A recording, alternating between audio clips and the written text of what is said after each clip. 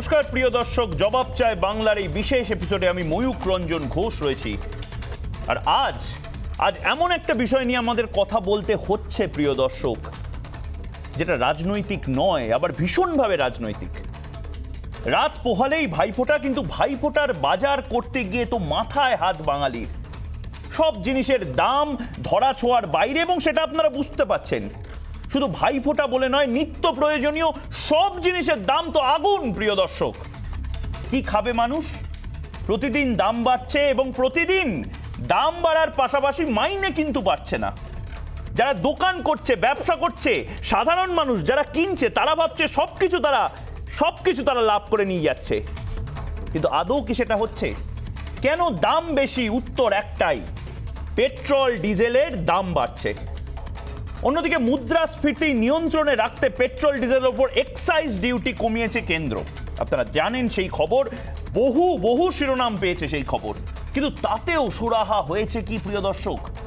কেন্দ্রের আহ্বানে সাড়া দিয়ে অন্যান্য রাজ্য পেট্রোপণ্যে কর কিছুটা কমালেও এ রাজ্যে এখনো পেট্রোল ডিজেল হাতে ছ্যাঁকা লাগছে।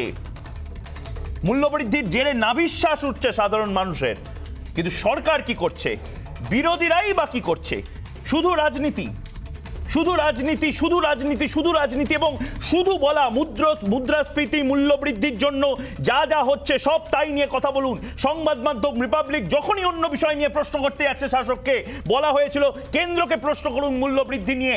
যখনই বিরোধীদের প্রশ্ন করা হচ্ছে, বলা হচ্ছে যে আমাদের হাতে তো সরকার নেই, আমাদের হাতে তো এক্সাইজ ডিউটি কমানোর কোনো হাতিয়ার নেই।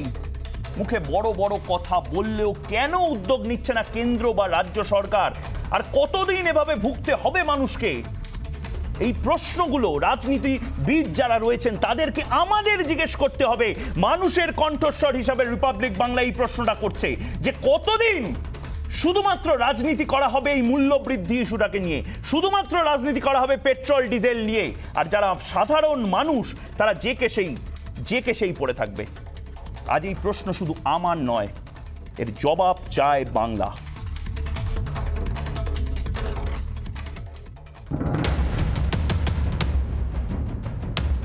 সাধারণ মানুষকে স্বস্তি দিতে দুদিন আগে পেট্রোল ডিজেলে এক্সাইজ ডিউটি কমিয়েছে কেন্দ্র সরকার। কিন্তু এটা কি যথেষ্ট? এই প্রশ্ন দুদিন আগেই তুলেছে আম জনতা। কেন্দ্রের পথে হেঁটে কিছু রাজ্য কর কমিয়ে আরও খানিকটা স্বস্তি দিয়েছে সাধারণ মানুষকে, কিন্তু সেই পথে এখনও হাঁটেনি বাংলা। ফলে বাঙালির পকেটে টান খুব একটা কমেনি। প্রশ্ন উঠছে, এখানেই কি রাজনীতি? দাম বাড়ছিল অনেকদিন ধরে, সবাই বলছিলেন কমানো হোক, কেন্দ্র সরকার কমিয়েছে। কিন্তু রাজ্য সরকার বা অন্যান্য পার্টিগুলো যারা এর সমালোচনা করছেন, তাদেরও এই রাস্তায় হাঁটা উচিত মানুষের কষ্ট কম করার জন্য। এখানে বড় বড় কথা হবে, ভাষণ হবে, রেশন দেওয়ার সময়, সহযোগিতা করার সময় পিছিয়ে যাওয়া হবে।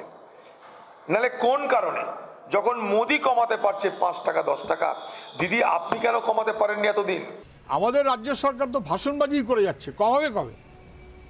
রাজ্য সরকারকে তারাও তো বাড়িয়েছে প্রচুর। গত 10 বছরে রাজ্য সরকার পেট্রোপণ্যে অ্যাডিশনাল ট্যাক্স তার বোঝা হচ্ছে প্রায় 3 লক্ষ কোটি টাকা। কবে কমাবে? এটাই আমাদের কথা। পেট্রোল ডিজেলের অগ্নিমূল্য প্রভাব ফেলেছে বাজারে। উৎসবের মরশুমে বাজারে গেলেই পকেট খালি হচ্ছে আম জনতার। পুজো কেটে গেছে, কালী পুজো কেটেছে এভাবেই। শনিবার ভাইফোঁটা, কিভাবে হবে আয়োজন ভেবে পাচ্ছেন না দিদি বোধরা। দিন কয়েক আগে শহরের কয়েকটি বাজারে হানা দিয়েছিল টাস্ক ফোর্স, কিন্তু তাতে লাভ কিছুই হয়নি। বাজার দর যে উচ্চতায় ছিল সেখানেই আছে। শীতকাল প্রায় এসে পড়েছে, মরশুমি সবজি মাঠ থেকে ওঠার অপেক্ষায়। কিন্তু মূল্যবৃদ্ধি নিয়ে হেলদোল নেই কোনো রাজনৈতিক দলের। কেন্দ্র রাজ্য চাপানো তো চলছেই, লাভের লাভ কিছুই হচ্ছে না। রাজনীতির ডিভিডেন্ড ঘরে তুলবে দলগুলি, কিন্তু সাধারণ মানুষকে স্বস্তি দেবে কে? মানুষ কি শুধুই রাজনীতির ঘুঁটি? রিপাবলিক বাংলা। আমাদের এই প্রশ্নগুলো করতে হবে রাজনীতিকদের, এবং এই প্রশ্নগুলো সাধারণ মানুষের। বাজার করতে যাচ্ছেন যারা ফোঁটা নিচ্ছেন, যারা ভাইয়ের কপালে ফোঁটা দেবেন কাল, সেই সমস্ত মানুষ, তাদেরও পকেট খালি হচ্ছে। এবং সেই প্রশ্নগুলো আমাদের করতে হবে যে রাজনীতি কতদিন চলবে নিত্য প্রয়োজনীয় জিনিস নিয়ে। আমাদের সাথে এই বিষয়ে কথা বলার জন্য রয়েছেন বৈশানব চট্টোপাধ্যায়, তৃণমূলের মুখপাত্র, রয়েছেন সন্ময় বন্দ্যোপাধ্যায়, বিজেপির মুখপাত্র, রয়েছেন Prosenjit Sen, joint secretary West Bengal petroleum dealers association, রয়েছেন সায়ন বন্দ্যোপাধ্যায়, আইনজীবী, এবং রয়েছেন অনির্বাণ দত্ত, চার্টার্ড অ্যাকাউন্টেন্ট এবং অর্থনীতির বিশেষজ্ঞ।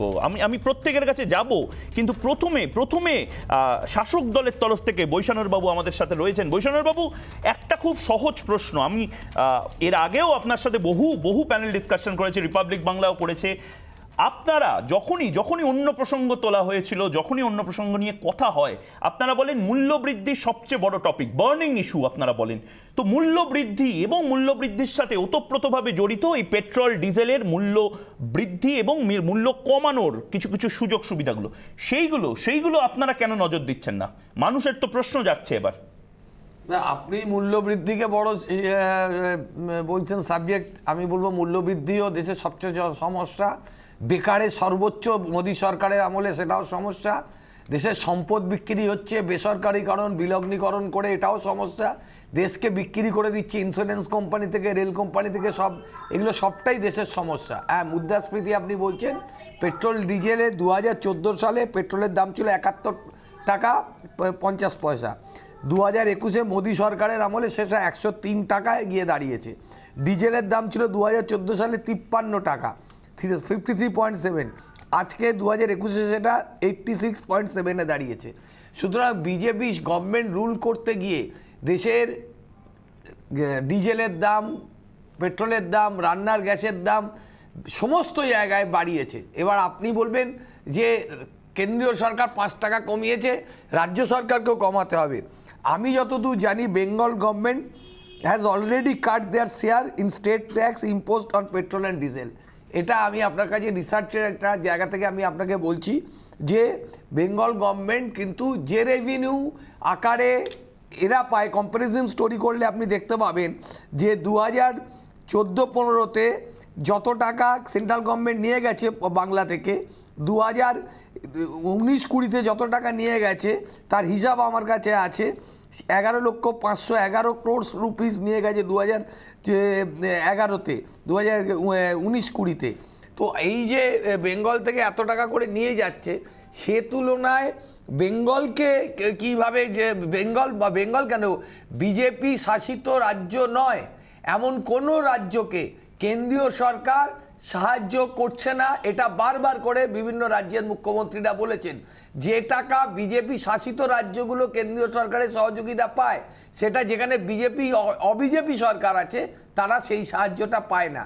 সুতরাং বিজেপি আমাদের এখানে লেফট ফ্রন্টের গভর্নমেন্টের একটা বড় ট্যাক্সের বড় একটা টাকা ঘাড়ে ঋণ নিয়ে আমাদের সরকার শুরু করতে হয়েছিল 2011-তে। বেশ, আমি সন্ময় বাবুর কাছে, বৈশানর বাবু, আমি সন্ময় বাবুর কাছে যাব। সন্ময় বাবু, এই যে বৈশানর বাবু যেটা বললেন যে লেফট ফ্রন্টের, বাম ফ্রন্টের একটা বিশাল করের বোঝা নিয়ে তৃণমূল সরকারটা শুরু করতে হয়েছিল, এবং আমরা জানি 2008 সালেও বামফ্রন্ট যে পেট্রোলের যে রাজ্যের শেয়ারটা সেইটা কমিয়ে দিয়েছিল। কিন্তু মানুষ বৈশানর বাবু প্রচুর নাম্বারস দিলেন, নাম্বারের থেকেও অঙ্কের থেকেও আবেগটা মানুষের বেশি, এবং আবেগটা হচ্ছে সাধারণ মানুষের। আপনি রাস্তাঘাট, খড়দায় যান, যেখানে ইচ্ছা যান, সেখানে মানুষ বলছে যে পকেটে পয়সা নেই, কেন্দ্রের মতন রাজনীতি করছে। আপনারা সেইভাবেই হয়তো সুরে সুর মেলাবেন।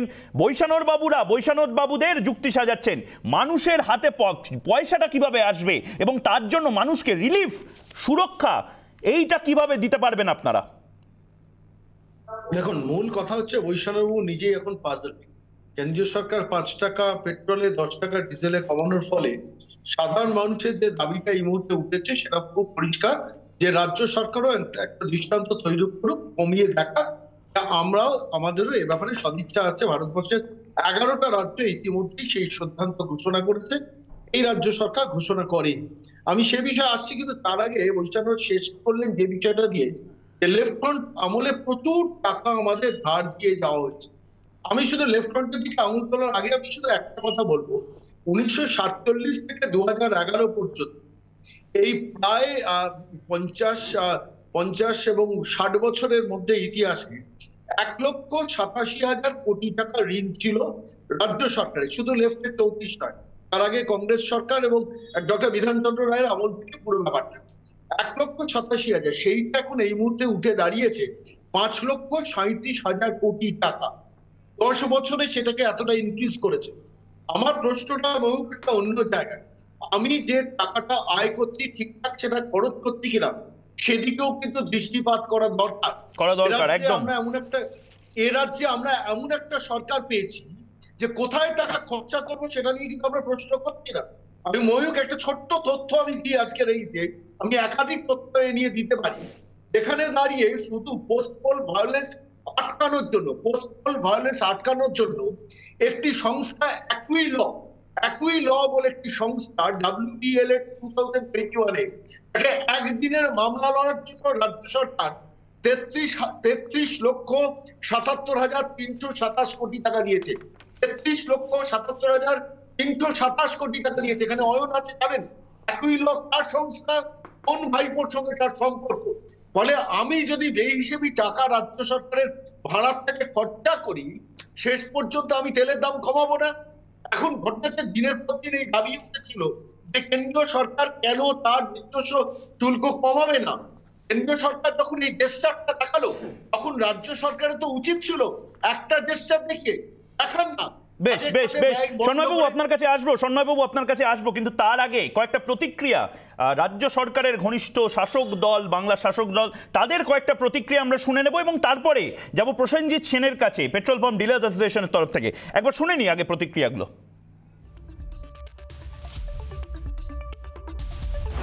কেন্দ্রীয় সরকার বুঝলো যে দেশে প্রচণ্ড মানুষের ক্ষোভ রয়েছে। বাই ইলেকশনে বিজেপি ব্যাপকভাবে হারল হিমাচলে, রাজস্থানে, পশ্চিমবাংলা, এমনকি কর্ণাটকে। তাতে ওরা বুঝলো কিছু করতেই হবে এই ব্যাপারে, তাই বাধ্য হয়ে করলো। পেট্রোল ডিজেলের উপর তারা কিছুটা শুল্ক সামান্য কম করে যে আয়োজনটি করেছেন, এটা একটা মানুষের চোখে ধুলো দেওয়ার একটা নাটক, সস্তা রাজনৈতিক নাটক। ওনারাই বাড়ালেন, আবার উপনির্বাচনে যখন দেখলেন ভরাডুবি, মানুষ বিরক্ত, তখন নাটক করে একটু কমালেন। এটা নাটক কি নাটক না, বৈষ্ণব বাবুর কাছে যাব, সন্ময় বাবুর কাছে যাব, সায়নের কাছে যাব, কিন্তু তার আগে প্রসেনজিৎ সেন রয়েছেন, joint secretary West Bengal petrol dealers অ্যাসোসিয়েশনের তরফ থেকে। প্রসেনজিৎ বাবু, আপনাকে খুব সহজ একটা প্রশ্ন। সাধারণভাবে মানুষের রাগ হোক বা মানুষের আবেগ হোক, অভিমান হোক, সবটা গিয়ে পড়ে পেট্রোল পাম্প ডিলারদের কাছে। পেট্রোল পাম্প ডিলারদের সাধারণভাবে মনে করা হয় যে পেট্রোল পাম্প ডিলারদের প্রচুর লাভ হয়, কিন্তু যেভাবে আমরা অন্য ব্যবসার সাথে জড়িত মানুষদের গল্প দেখাচ্ছি, যেখানে তারাও অনেক সময় বলছেন যে পরিমাণ আগে ব্যবসা হতো সেই পরিমাণ ব্যবসা এখন আর হয় না, আমার পকেটও হালকা হচ্ছে, সেই জায়গা থেকে আপনাদেরও কি এই হঠাৎ করে পেট্রোলের দাম বৃদ্ধি হওয়াতে কোনো সমস্যা হয়েছে? লোকসানের মুখে পড়েছেন আপনারা? আমাদের প্রচুর সমস্যা হচ্ছে। আমাদের ক্যাপিটাল ডেলি বেড়ে গেছে, ইনক্রিজ হয়ে গেছে। আমরা লিটার ওয়াইজ কমিশন পাই। আমরা বারে বারে জানিয়েছিলাম যে লিটার ওয়াইজ কমিশন যখন পাই আমাদের কমিশন বাড়ানো হোক। আমাদের 4 বছরে কমিশন বাড়ানো হয়নি।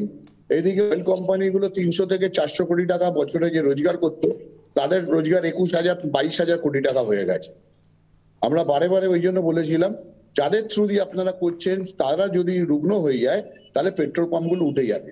এবং দিনের দিনে আমাদের কিছু পাম্প, মানে 40 to 50% পাম্প আপনি খেয়াল করবেন ইন্টেরিয়ালের জায়গায় শুকিয়ে যাচ্ছে। তারপর কেন্দ্রীয় সরকার এখানে যে পেট্রোল পাম্পের ভাইবিলিটি আছে, আমাদের এখানে স্ট্যান্ডার্ড 150 কেল থেকে 160 কেল নতুন করে পাম্প আবার দিয়ে দিয়েছে। তো এমনি সেল নেই, তার পাশে পাম্প দিয়ে দিয়েছে। যে পাম্প নিল সেও মরল, আর যার ছিল সেও মরল। না, কিন্তু একটা জিনিস বোঝার চেষ্টা করছি প্রসেনজিৎ বাবু, যে এই যে আপনারা ডিলার, আপনাদের একটা অ্যাসোসিয়েশন আছে, আপনারাও নিশ্চয়ই রাজনৈতিকভাবে বা সাংগঠনিকভাবে কিছু রাজনৈতিক দলের সাথে হয়তো যুক্ত হতে পারেন। রাজনীতিটা কি প্রধান প্রতিকূলতা হয়ে যাচ্ছে আপনাদের ব্যবসাতেও? মানুষ সাধারণভাবে যে জিনিসগুলো পেটের জিনিস, তার সাথে রাজনীতি যখন জড়িত হয়ে যায় এবং রাজনীতিটা বড় হয়ে যায়, তখন হয়তো পেটে লাথি পড়ে। ক্ষমা করবেন আমার কথা, কিন্তু পেটে লাথি পড়ে। আপনাদের ব্যবসাতেও সেরকম হচ্ছে? একদম একমত। আমাদের এটা পুরো সেন্ট্রালের ব্যাপার, এটা সেন্ট্রাল থেকে হয়। আমি বারবারই একটাই বলেছিলাম, এক্সাইজ যদি কমায় অটোমেটিক্যালি স্টেট গভর্নমেন্টে কমে যাবে। আপনারা জানেন না বোধহয়, বা জানতেও পারবেন। 10 টাকা ডিজেলে কমার জন্য আমাদের স্টেট গভর্নমেন্ট অলরেডি 1 টাকা 77 পয়সা কমে গেছে। আমাদের এখন ডিজেল যে দাম আগে বিক্রি করেছি তার থেকে 11 টাকা 77 আমরা বিক্রি করছি। পেট্রোলের ক্ষেত্রেও তাই, 5 টাকা লিটার যেটা কমেছে, তাতে আপনাদের এক্সাইজ যেটা আছে তার সঙ্গে আবার এখানে 25% হিসেব করলে একটা ফ্ল্যাকচুয়েট আছে, 5 টাকা 85 কমে গেছে। অতএব স্টেট গভর্নমেন্ট, আমি বলেছিলাম এক্সাইজ কমালে অটোমেটিক স্টেট গভর্নমেন্টে কমে যাবে, স্টেট গভর্নমেন্টে কমানোর কথা কিছু বলতে হবে না। আর এই স্টেট গভর্নমেন্ট, আমি এই কিছুদিন আগে ভুবনেশ্বরের মিটিং এ গেছিলাম, তো আশেপাশে আমাদের স্টেটে উড়িষ্যা, ঝাড়খণ্ড, বিহারে আমাদের স্টেটের থেকে অনেক বেশি ট্যাক্স আছে বলে হয়তো এই ট্যাক্স কমাচ্ছে। এখনো পর্যন্ত পশ্চিমবঙ্গে ডিজেলের দাম কমই আছে, 89 টাকা সামথিং, যেখানে আজকে সকালে আমাদের কাছে ডিজেলের দাম এসছে উড়িষ্যায় 95 রুপিস, 6 টাকা বেশি।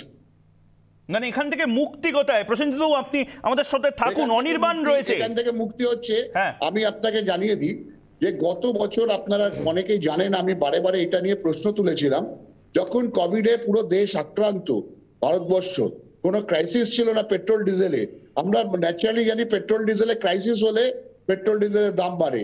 সেই সময় 13 টাকা ডিজেলে এবং 10 টাকা পেট্রোলে এক্সাইজ বাড়িয়ে দেওয়া হয়, কোনো প্রয়োজন ছিল না। এবং সেইটা যে বাড়িয়ে দেওয়া হলো সেটা আমরা খুব ভীত হয়েছিলাম যে এরপরে পেট্রোল ডিজেলের দাম যখন ক্রুড অয়েল প্রাইস বাড়বে তখন হিউজ অ্যামাউন্ট চলে যাবে না তো। এবং আমাদের জীবনকালে, আমার তো 20-22 বছর হয়ে গেল, আমার বাবাও আছেন 40 বছর হয়ে গেল, তো 100 টাকা ডিজেল হবে আমরা কেউ কোনোদিন চিন্তা করতে পারিনি। এই যে ট্যাক্সটা বাড়িয়েছিল এক্সাইজটা, তার জন্যই এটা কিন্তু মানুষ ফল বিভোগ করেছে।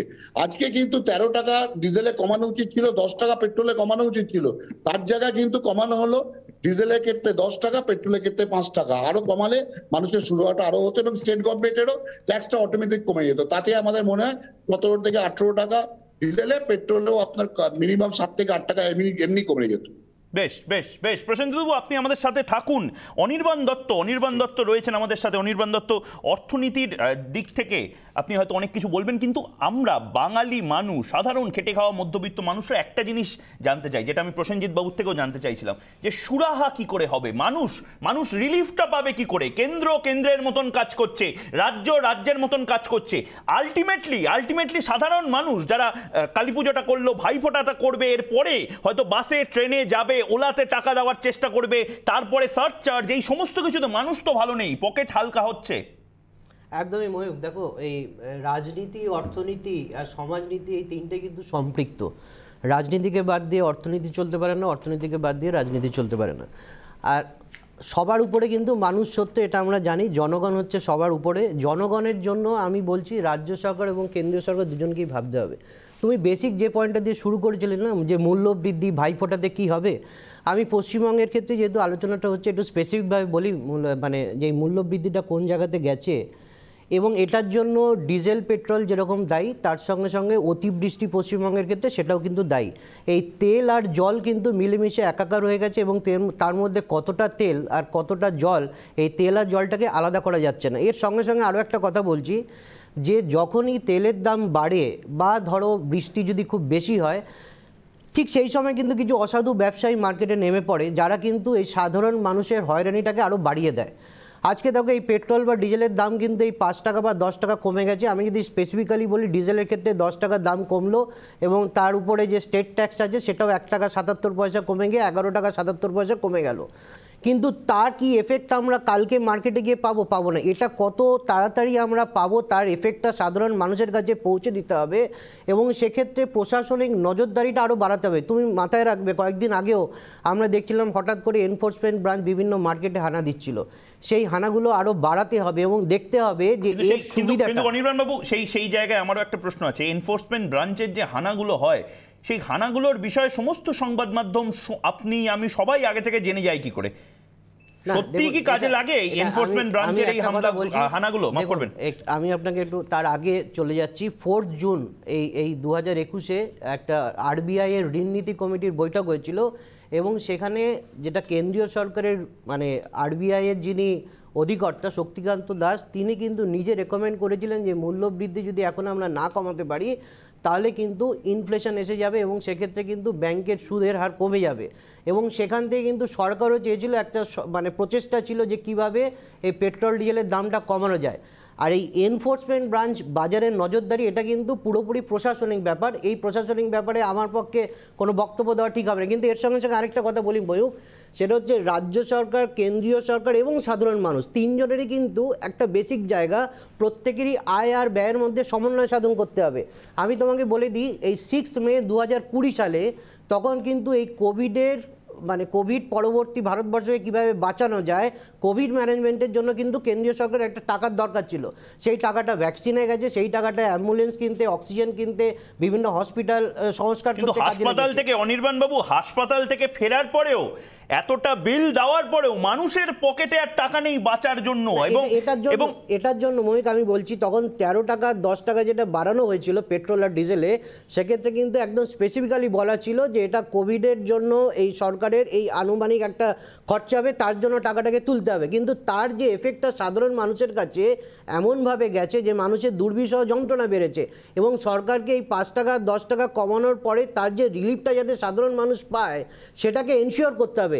এবং সেক্ষেত্রে কিন্তু রাজ্য সরকার কেন্দ্রীয় সরকার দুজনেরই কিন্তু একটা পজিটিভ ইম্প্যাক্ট থাকতে হবে সাধারণ মানুষের মানে দুর্বিষহ যন্ত্রণা থেকে বাঁচিয়ে আনবার জন্য। বেশ বেশ বেশ অনির্বাণ আপনি আমাদের সঙ্গে থাকুন। আমাদের সাথে সায়ন বন্দ্যোপাধ্যায় রয়েছেন, আইনজীবী সায়ন বন্দ্যোপাধ্যায়। আজকে জবাব চাইছে বাংলা, প্রত্যেকেই দেখতে পাচ্ছে বাংলার মানুষ ভালো নেই, চোখে জল আছে, কিন্তু জলটাকে মোছাবে সেইটা হচ্ছে সবচেয়ে বড় প্রশ্ন। প্রশ্নটা বাংলার মানুষ করছে রাজনীতিকদের, এবং বাংলার মানুষ জবাব চাইছে যে এর থেকে মুক্তিটা কোথায়। কারণ কি একটা অনেকগুলো প্রশ্ন আসছে আমাদের কাছে, তার মধ্যে একটা প্রশ্ন, সেটা প্রসেনজিৎ বাবুর কাছেও আমরা এই নিয়ে যাব, কিন্তু তার আগে সায়নের কাছে যাওয়ার আগে প্রশ্নটা বলে দিই। একজন দর্শক বলছেন যে যখন ডিজেলের দাম বাড়ে তখন বাস, অটো ভাড়া সবকিছু, ট্যাক্সি ভাড়া সবকিছু বেড়ে যায়, কিন্তু যখন ডিজেলের দাম কমে তখন কিন্তু সেটা স্ট্যাগনেন্ট থেকে যায়, এক থেকে যায়, সুরাহা হয় না সাধারণ মানুষের। একটা শ্রেণী লাভবান হয়, একটা শ্রেণী লোকসানে পড়ে। সুতরাং মানুষ, সাধারণ মানুষ, খেটে খাওয়া মানুষ, তাদের থেকে কি এক্সপেকটেশনস রাখতে পারে এই রাজনৈতিক দলগুলো? সায়ন। ময়ূকদা, প্রথম কথা হচ্ছে মানুষ, সাধারণ মানুষ ভালো নেই। এবং যে প্রশ্ন তুমি প্রথমেই করলে যে কিসের দাম কমছে, আমার উত্তরটা খুব স্পেসিফিক, মানুষের জীবনের দাম কমছে, বাদবাকি সবকিছুর দাম বাড়ছে। আমি 2-3টে বিষয় এখানে বলতে চাই। এক হচ্ছে যে 2014 সালে যখন এই সেন্ট্রাল গভর্নমেন্ট ক্ষমতায় আসে, শুধু পেট্রোলের ওপরে শুল্ক ছিল 9.48%, সেখান থেকে এখন হয়েছে 32.90। এটা হচ্ছে একটা টাকার হিসেব, আমি তোমাকে বললাম 9 থেকে জাম্প করে সেটা গিয়ে পৌঁছেছে 32.90 টাকা। আচ্ছা ময়ূকদা, এই সরকারটা যখন এসছিল, তুমি তখন দিল্লির জার্নালিস্ট ছিলে, দিল্লি বেস জার্নালিস্ট, একবার মনে করে দেখো 2014 সালে ইউপিএ 2 গভর্নমেন্ট চলে যাওয়ার প্রধান যতগুলো কারণ ছিল, ইনফ্লেশন, প্রাইস হাইক, অবশ্যই করাপশন, এবং সেখান থেকে মুক্তি দেওয়ার লক্ষ্যে কিন্তু এই সেন্ট্রাল গভর্নমেন্টের পরিবর্তন হয়েছিল। আজকে আমরা কি দেখছি, সেই সময়তে ক্রুড অয়েলের দাম বেশি থাকতো, তাই জন্য হয়তো দামটা বাড়তো, কিন্তু আজকের দিনে আমরা একটা অদ্ভুত বিষয় দেখছি, ভারতবর্ষের সংবিধান বলছে জনকল্যাণমূলক রাষ্ট্র ব্যবস্থা হবে, অর্থাৎ ওয়েলফেয়ার স্টেট। দেখো স্টেট মানে আমি রাষ্ট্রের কথা বলছি, কোনো রাজ্য নয়। দেখো আজকের দিনে দাঁড়িয়ে তুমি যদি লক্ষ্য করো, এই স্টেট সিস্টেমটা একটা প্রফিট ম্যাক্সিমাইজেশনের জায়গা হয়ে গেছে। কেন হয়ে গেছে ময়ূকদা? এক্ষুনি বৈশ্বনাথ একটি কথা বললেন, প্লিজ আমাকে কেউ এনকাউন্টার করবেন না, এক্ষুনি কাউন্টার করবেন না, আমি 2-3টে বিষয় এনকাউন্টার করবেন না, ইন্টারাপ্ট করতে পারে। সায়ন, গণতান্ত্রিক পরিমণ্ডলে বৈশ্বনাথ তোমাকে করবে না।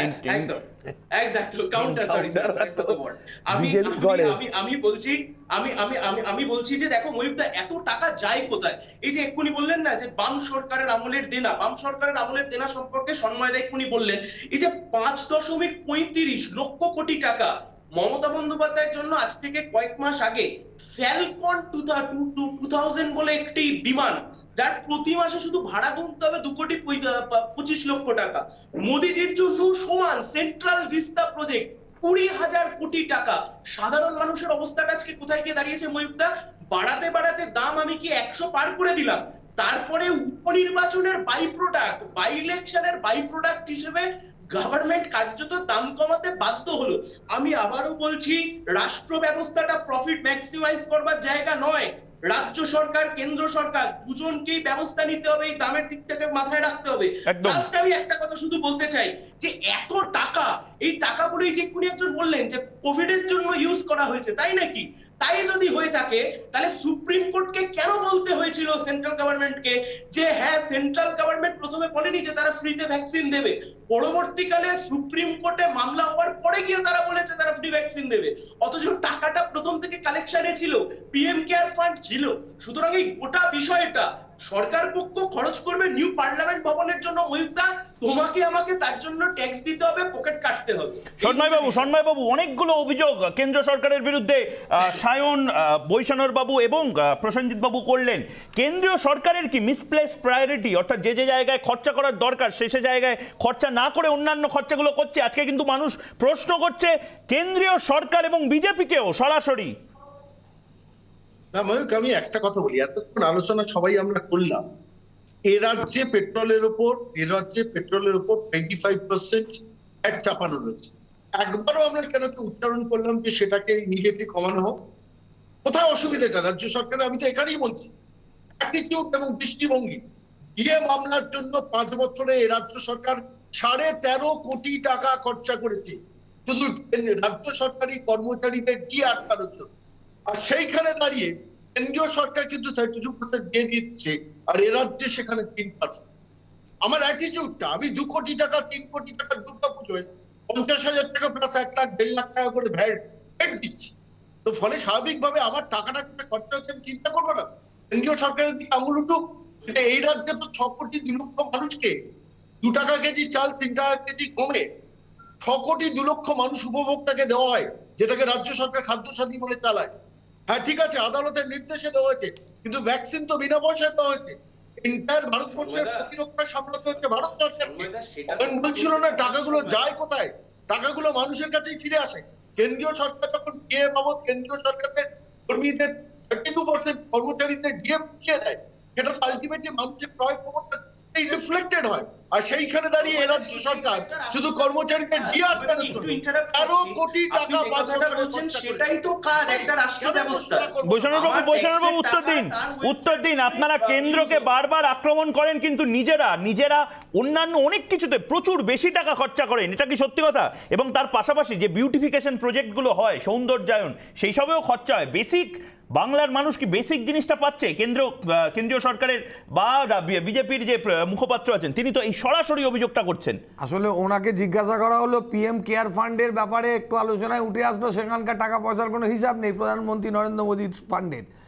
এখানে বলা হলো যে পার্লামেন্টে নতুন বাড়ি করতে এত কোটি টাকা কেন খরচা হচ্ছে, এই মুহূর্তে কি প্রয়োজন ছিল? পিএম বাংলোর এত টাকা খরচা করতে কি দরকার ছিল?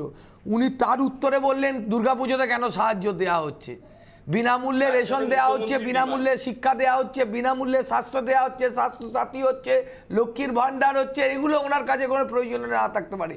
কিন্তু আজকে জমানার জব্দ হয়ে গেছে। সন্ময় বাবু এবং সায়ন বাবু দুজনেই যে ওয়েলফেয়ার স্টেটের কথাটা বলছেন, সেটা তো পশ্চিমবঙ্গে হচ্ছে বলে বৈষ্ণব বাবু বলছেন। প্রান্তিক মানুষ পাচ্ছে।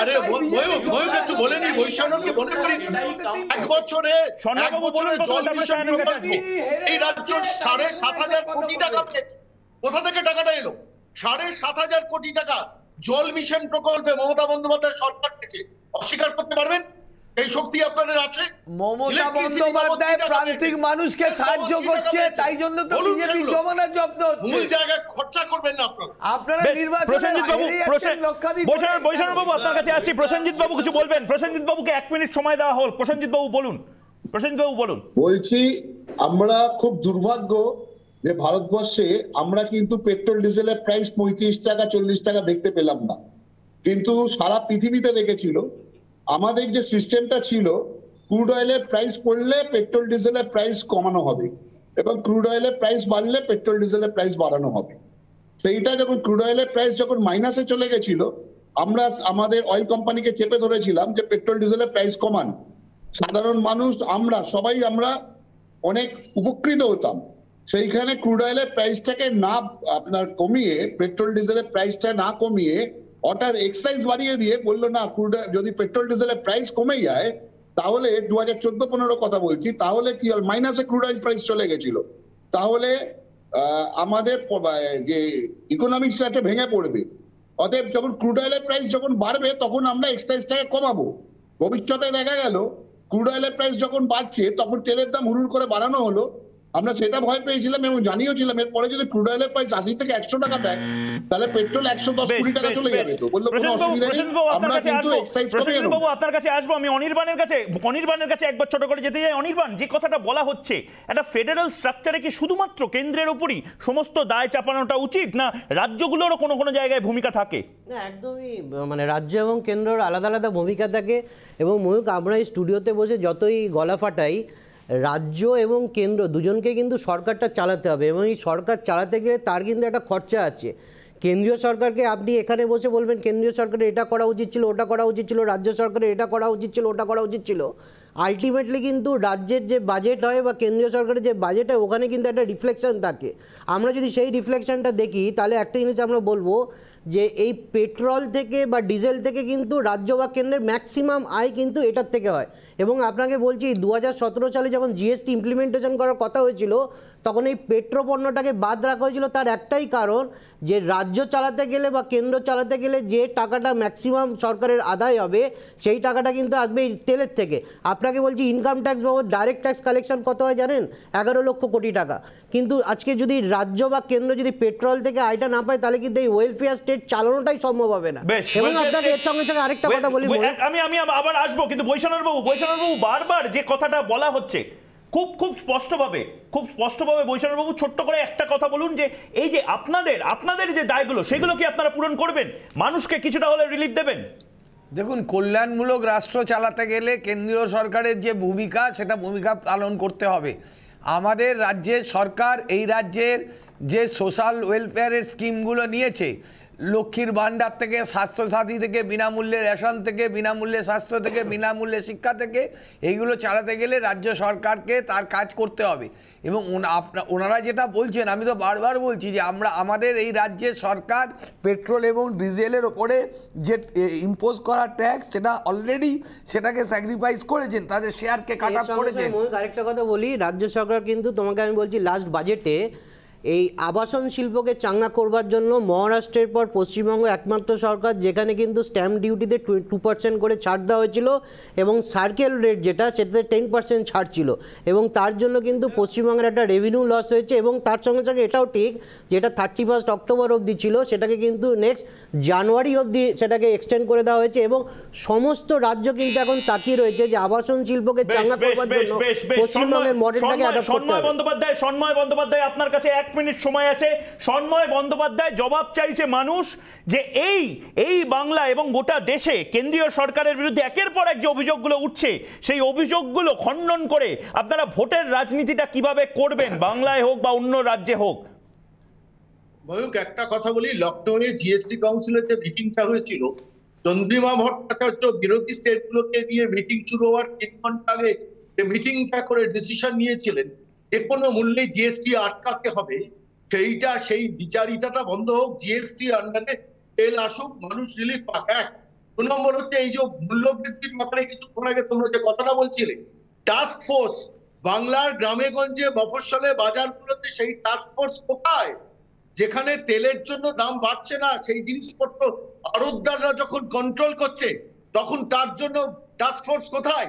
সিঙ্গুরের মাটিতে যখন 4 টাকা কেজি আলু চাষিরা দাম পাচ্ছে, গঙ্গা পেরোলে যেটা তেলের খরচা নেই, গঙ্গা পেরোলে সেই আলু কেন 30 টাকা, 35 টাকা, 40 টাকা বিক্রি হচ্ছে?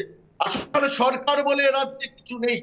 ভাইপোর একটা প্রাইভেট লিমিটেড কোম্পানি, এরা কিছুতেই জিএসটির আওতায় আনতে দিচ্ছে না।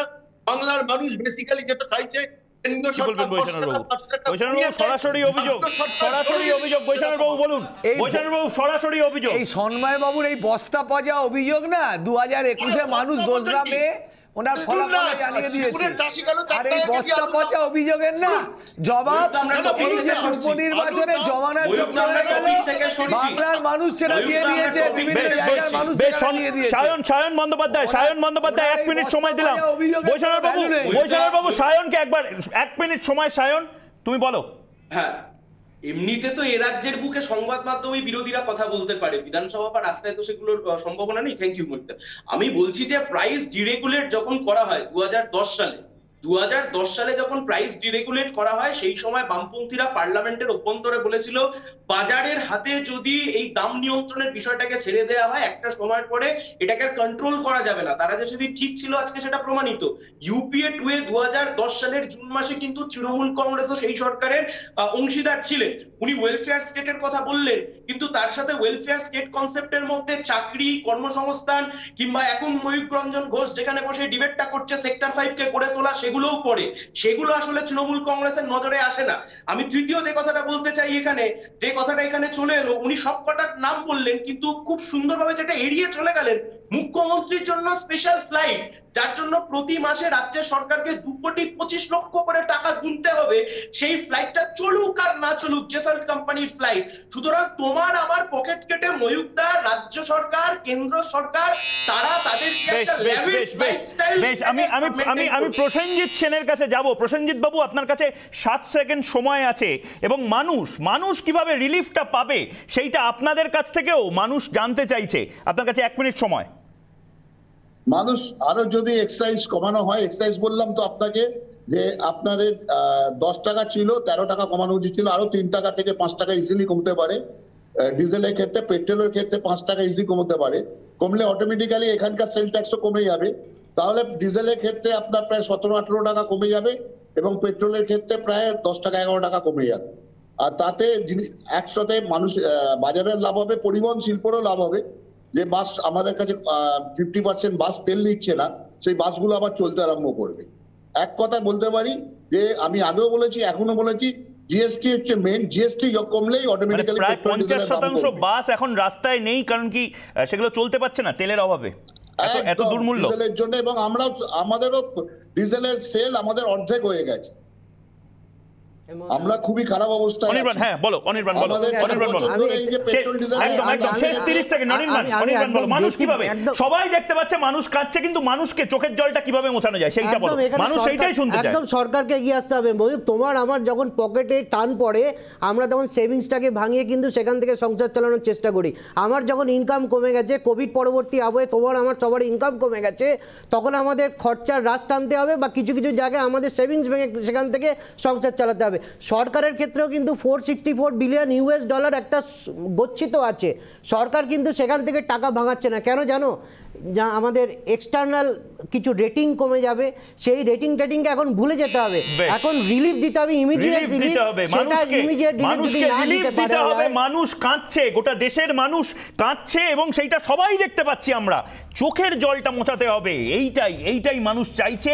এই উৎসবের মরশুমে কিছুটা হলেও রিলিফ দেওয়াটা সেইটাই কর্তব্য। আজকে জবাব চাই বাংলার এই ডিবেট সেকশন এখানেই শেষ। এর পরে ফিরে আসছি ব্রেকিং নিউজ সেগমেন্টে। কোথাও যাবেন না, সঙ্গে থাকুন রিপাবলিক বাংলায়।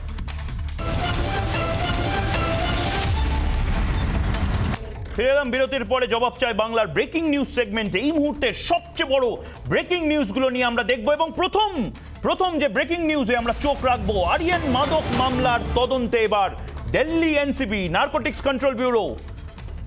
দিল্লি এনসিবি আগামীকালই মুম্বাইতে এবং দিল্লি এনসিবির তদন্তকারীরা আরিয়ান খান মাদক মামলার তদন্তে এবার নিজেদের মনোনিবেশ করবেন। কেন্দ্রীয় সংস্থা দিয়ে তদন্তের দাবি। রিপাবলিকে সমীর ওয়াংখেড়ের প্রথম প্রতিক্রিয়া। আপনারা জানেন Sameer Wankhede zonal director NCB Mumbai.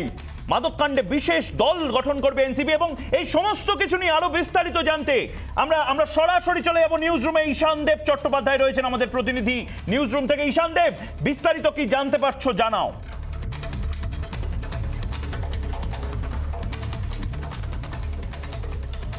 দেখো, এখনো পর্যন্ত এনসিবি সূত্রে যে খবর আসছে এবং সমীর ওয়াংখেড়ে যে প্রতিক্রিয়া রিপাবলিককে দিয়েছেন এক্সক্লুসিভলি, তার থেকে জানা যাচ্ছে যে আরিয়ান খানের মাদক মামলা সহ মোট 6টি মাদক মামলার তদন্তের ভার দিল্লি এনসিবি নিজেদের হাতে নিচ্ছে। অর্থাৎ সমীর ওয়াংখেড়ে যে মামলা তদন্ত নিজে করছিলেন এবং সমীর ওয়াংখেড়ের বিরুদ্ধে নানা রকম অভিযোগ তুলে ধরে তাকে নানা রকমভাবে অভিযুক্তের কাঠগড়ায় দাঁড় করিয়ে যেভাবে তাকে এইসব মামলার তদন্ত থেকে সরানোর জন্য চেষ্টা চলছিল একটি মহল থেকে বলে এমন অভিযোগ উঠছিল, সেই বিষয়টা কিন্তু হলো না। সমীর ওয়াংখেড়ে নিজে হাতে তদন্ত করুন বা না করুন, তদন্তের ভার কিন্তু কেন্দ্রীয় সংস্থা অর্থাৎ এনসিবির হাতেই থাকছে। দিল্লি এনসিবি, মুম্বাই এনসিবি তদন্ত করতে না পারুক, দিল্লি এনসিবি এবার এর দায়িত্ব নিচ্ছে এবং সমীর ওয়াংখেড়ে রিপাবলিককে দেওয়া প্রতিক্রিয়ায় কিন্তু জানিয়েছেন যে তিনিও আদালতের কাছে দাবি জানিয়েছিলেন যে কোনো কেন্দ্রীয় সংস্থাই যেন এই তদন্ত করে। অর্থাৎ মহারাষ্ট্রের সরকার যেভাবে এনসিবির বিরুদ্ধে তোপ দাগতে শুরু করেছিল, যেভাবে এনসিবির বিরুদ্ধে আরিয়ান খানের বিরুদ্ধে ষড়যন্ত্র করা হচ্ছে বলে মহারাষ্ট্র সরকারের মন্ত্রীরা অভিযোগ করতে শুরু করেছিলেন, তাতে মহারাষ্ট্র সরকারের হাতে তদন্তের ভার গেলে সেই তদন্ত কতটা নিরপেক্ষ হবে তা নিয়ে সংশয় প্রকাশ করা শুরু হয়েছিল একটি শিবির থেকে। এবং ঈশানদেব এই জায়গাতেই আমি তোমার কাছে আসবো যে এই যে এসসি কমিশনের তরফ থেকেও যে বক্তব্য পেশ করা হয়েছিল, সমীর ওয়াংখেড়েকে ভিক্টিমাইজ করা হচ্ছে, সমীর ওয়াংখেড়েকে ভিলেন বানানোর একটা চেষ্টা চলছে কিছু মহল থেকে, এই বিষয়টা নিয়েও তুমি আর কি কি জানতে পারছো এবং কি কি প্রতিক্রিয়া আসছে সেটা একটু যদি বলো।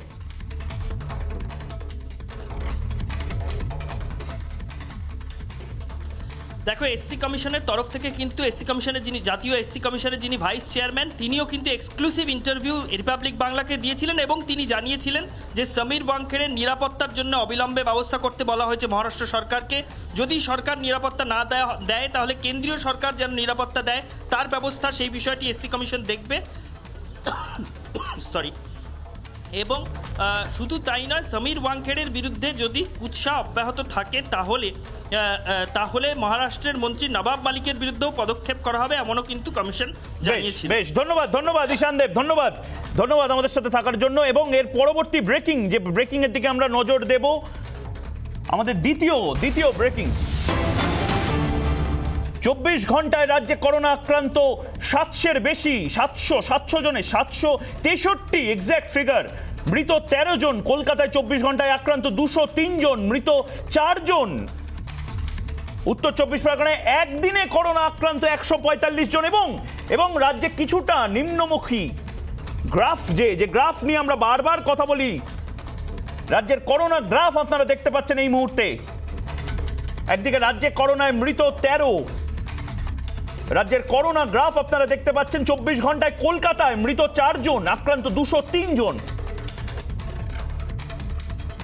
এই বিষয়ে বিস্তারিত জানাতে আমাদের সাথে প্রতিনিধি আমাদের পৌলমী রয়েছে নিউজ রুম থেকে। পৌলমী, বিস্তারিত জানাও।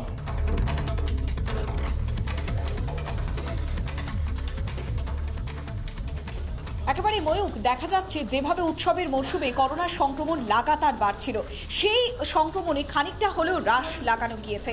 বারে বারে চিকিৎসকরা বলে এসেছিলেন যে বর্তমানে কোভিড পরিস্থিতি মোকাবেলা করবার জন্য অতিরিক্ত পরিমাণে টেস্টের উপরেই তারা নজর দিয়েছিলেন। সেক্ষেত্রে আমরা দেখলাম যে একদিনে আক্রান্ত হয়েছে শহর কলকাতার বুকে 203 জন এবং মৃত্যু হয়েছে 4 জনের। পাশাপাশি উত্তর 24 পরগনায় সংক্রমিত হয়েছে 145 জন এবং 3 জনের মৃত্যু হয়েছে। আর এই যে পরিসংখ্যানটা যখনই সামনে আসছে তখনই বেশ খানিকটা হলেও আশ্বস্ত হচ্ছেন চিকিৎসকরা। যেভাবে আমরা দেখেছিলাম যে দুর্গোৎসবের পর মানুষজনের যে ঢিলে ঢালা মনোভাব এবং সেই গা ছাড়া মনোভাবের জেরে যেভাবে কোভিডের গ্রাফ ঊর্ধ্বমুখী হয়েছিল, তাতে চিন্তার ভাঁজ তৈরি হয়ে গিয়েছিল। তাহলে কি তৃতীয় ঢেউ দরজায় কড়া নাড়ছে? তাতেই উদ্বিগ্ন ছিল সমস্ত মহল। কিন্তু এরপরেই আমরা দেখেছিলাম চিকিৎসকরা বারে বারে পরামর্শ দিয়েছিল লাগাতার টেস্ট করবার জন্য, আর তাতেই বেশ খানিকটা লাগাম পরানো গিয়েছে। তা কিন্তু বলার অপেক্ষা থাকছে না ময়ূক। বেশ পৌলমী, ধন্যবাদ করোনা গ্রাফের যে বিস্তারিত বিবরণ, সেই বিবরণ দেওয়ার জন্য আমাদের। এবং আমরা বারবার দর্শকদের বলি, সাবধানে থাকুন, স্যানিটাইজার ব্যবহার করুন, মাস্ক ব্যবহার করুন এবং অবশ্যই ভ্যাকসিনটা নিন। আমরা চোখ রাখবো পরবর্তী ব্রেকিং নিউজের দিকে। পরবর্তী ব্রেকিং নিউজ, যেটা মানুষের দরকারি একটি খবর, যেটা নিয়ে আমরা এতক্ষণ ধরে বিতর্ক করলাম। অপরিশোধিত তেলের দামে শুল্ক ছাড় দেওয়ার পরই উল্লেখযোগ্যভাবে ভোজ্য তেলেও কমেছে দাম। অনেক জায়গায় ভোজ্য তেলে 20, 18, 10 ও 7 টাকা পর্যন্ত পতন হয়েছে। পাম অয়েল, চীনাবাদাম অয়েল, সয়াবিন অয়েল, সূর্যমুখী সহ সমস্ত ধরনের ভোজ্য তেলের দামে পতন। পেট্রোল ডিজেলের পর এবার কমেছে ভোজ্য তেলের দাম। আমরা এই বিষয়ে বিস্তারিত জানবো। আমাদের সাথে নিউজ রুম থেকে থাকবে সৌমেন, বিস্তারিত জানাও আমাদেরকে। এই ভোজ্য তেলের দাম, সেই দাম কমাটাও কিন্তু মধ্যবিত্তের জন্য একটা ভালো খবর।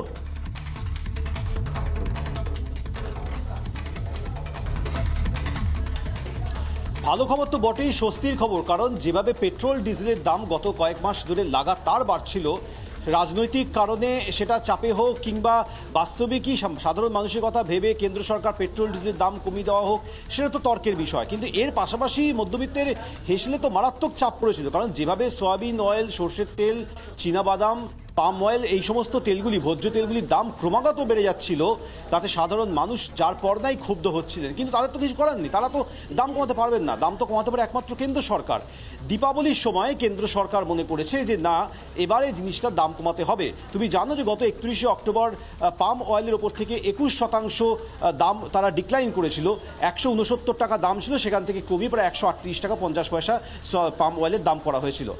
কিন্তু সর্ষের তেল, চীনাবাদাম, তারপরে সয়াবিন অয়েল, এইগুলোর দাম কিন্তু কমানো হয়নি। সেই জায়গা থেকে আলোচনা করে department of food and public distribution secretary Sudhanshu Pandey তিনি আজ জানিয়েছেন যে আমরা আলোচনা করে দেখেছি যে এই মুহূর্তে এই সর্ষের তেলগুলি এবং চীনাবাদাম, তারপরে সয়াবিন অয়েল, এই সমস্ত ভোজ্য তেলের উপর থেকে দাম কমানো যেতে পারে সাধারণ মানুষকে খানিকটা রিলিফ দেওয়ার জন্য।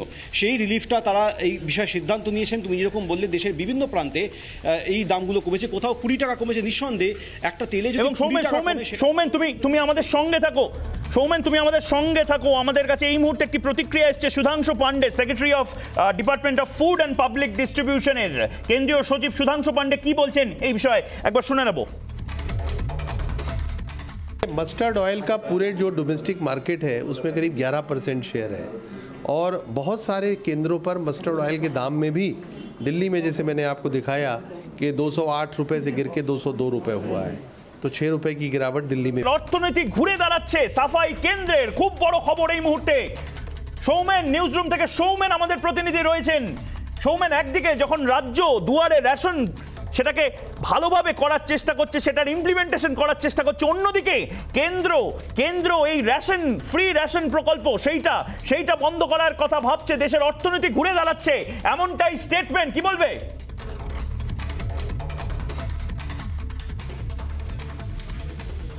নিঃসন্দেহে এটা অত্যন্ত বড় এবং গুরুত্বপূর্ণ খবর। একদিকে ভোজ্য তেলের দাম কমানো হচ্ছে, একদিকে পেট্রোল ডিজেলের ওপর থেকে দাম শুল্ক তুলে দেওয়া হচ্ছে, দাম কমানো হচ্ছে। সেখানে গরিব মানুষ যাদের জন্য প্রধানমন্ত্রী কল্যাণ যোজনা চালু করা হয়েছিল এই কোভিড পিরিয়ডের মধ্যে, সেই প্রধানমন্ত্রী কল্যাণ অন্ন যোজনা 30শে নভেম্বরের পর কেন্দ্র সরকার আর কন্টিনিউ করতে চাইছে না।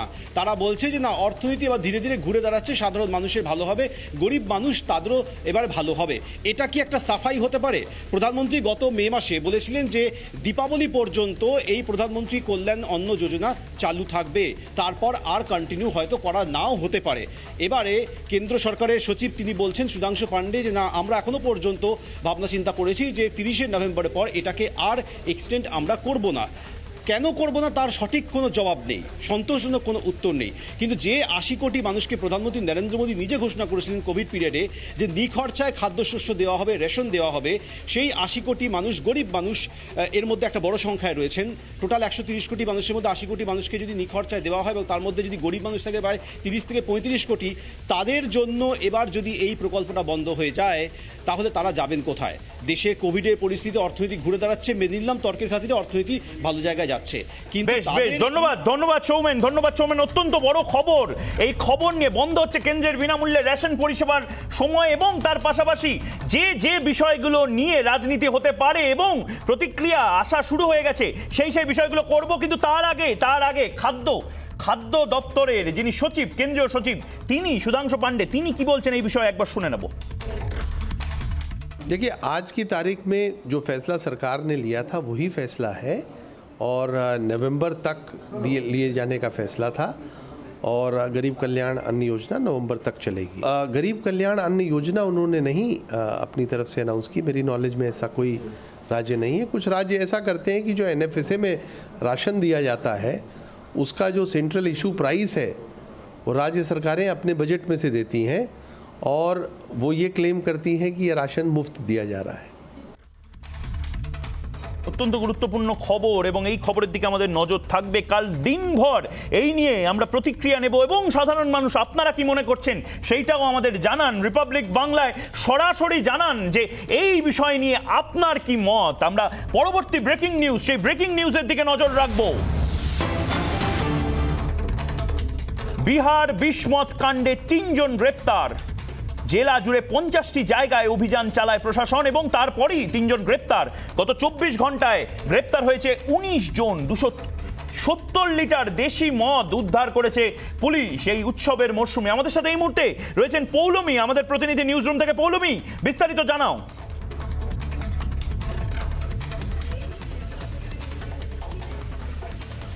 একেবারে ময়ূক, মদ নিষিদ্ধ বিহার আর সেখানেই বিষমদ কাণ্ডে একের পর এক যেমন মৃতের সংখ্যা বাড়ছে, ঠিক তেমনই গ্রেফতারির সংখ্যা বাড়ছে।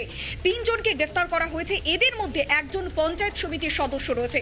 এখনো পর্যন্ত মোট গ্রেফতারির সংখ্যা 19। 50টি জায়গায় তল্লাশি চালানো হয়েছে।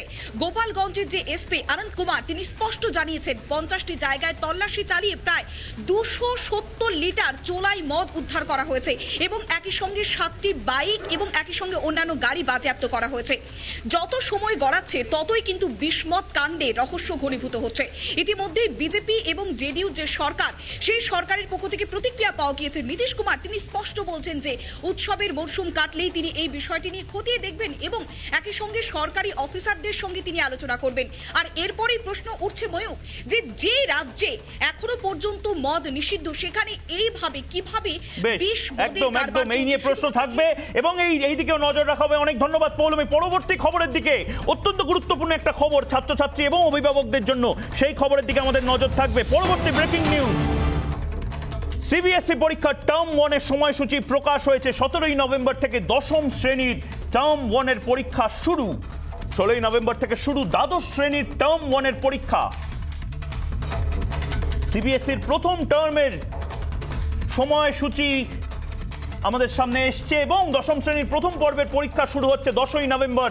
যারা অভিভাবক রয়েছেন এবং ছাত্রছাত্রী এই মুহূর্তে দেখছেন, তাদের জন্য অত্যন্ত গুরুত্বপূর্ণ একটা খবর এবং এই নিয়ে সৌমেন আমাদের সাথে রয়েছেন।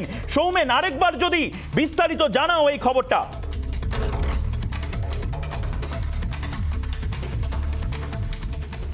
নিঃসন্দেহে ছাত্রছাত্রীদের জন্য এটা খুব দরকারি খবর, কারণ কোভিড পরিস্থিতিতে পরীক্ষা তো গোটা দেশ জুড়ে বন্ধ হয়ে গেছিল, সেটা রাজ্যের হোক কিংবা সেন্ট্রাল লেভেলে হোক। সেই জায়গা থেকে সিবিএসইর তরফ থেকে টার্ম 1 পরীক্ষার কথা ঘোষণা করা হয়েছে। তুমি যেরকম বললে, ক্লাস 10 পরীক্ষা হবে নভেম্বর ডিসেম্বর, 2021 নভেম্বর ডিসেম্বর, এই 1 মাসের মধ্যে ক্লাস 10 পরীক্ষা হবে। আর টার্ম 2 অর্থাৎ ক্লাস 12 পরীক্ষাটা হবে আগামী বছরের মার্চ থেকে এপ্রিলের মধ্যে। ক্লাস 10 ক্ষেত্রে সাবজেক্ট থাকছে 75টা সাবজেক্ট, আর ক্লাস 12 অর্থাৎ টার্ম 2 ক্ষেত্রে 114টা সাবজেক্ট, মোট সাবজেক্ট হচ্ছে 189। বেশ, অনেক ধন্যবাদ সৌমেন, অনেক ধন্যবাদ। আমরা এই খবরের দিকে নজর রাখবো এবং অভিভাবকেরা নিচে আমাদের স্ক্রোলে এই খবরটা বারবার দেখতে পাবেন। পরবর্তী খবর, শেষ খবর, যে খবরের দিকে আমাদের চোখ থাকবে এবং সেই ছবি আমাদের স্ক্রিনে আমরা দেখাবো। শ্রীনগর হাসপাতাল এলাকায় সংঘর্ষ। এই মুহূর্তে সংঘর্ষের পর পলাতক জঙ্গিরা, হতাহতের কোনো খবর নেই। আমরা সেই ছবি আপনাদের স্ক্রিনে দেখাচ্ছি। শ্রীনগর হাসপাতাল এলাকায় সংঘর্ষের পর পলাতক জঙ্গিরা, হতাহতের কোনো খবর নেই এবং সেই ছবি আমরা শ্রীনগর থেকে দেখতে পাচ্ছি। আমরা দেখতে পাচ্ছি যে সেনাবাহিনী রুট মার্চ করছে, সেনাবাহিনী নেমে পড়েছে এবং তাদের হেভি আর্মার নিয়ে তারা যে ভেহিকেলগুলো ব্যবহার করে সেই গোটা সাজোয়া গাড়িগুলো নিয়ে তারা গোটা এলাকা ঘিরে ফেলেছে। জবাব চায় বাংলা আজ এই পর্যন্ত, এরপর 294। দেখতে থাকুন রিপাবলিক বাংলা, কথা হবে চোখে চোখ রেখে।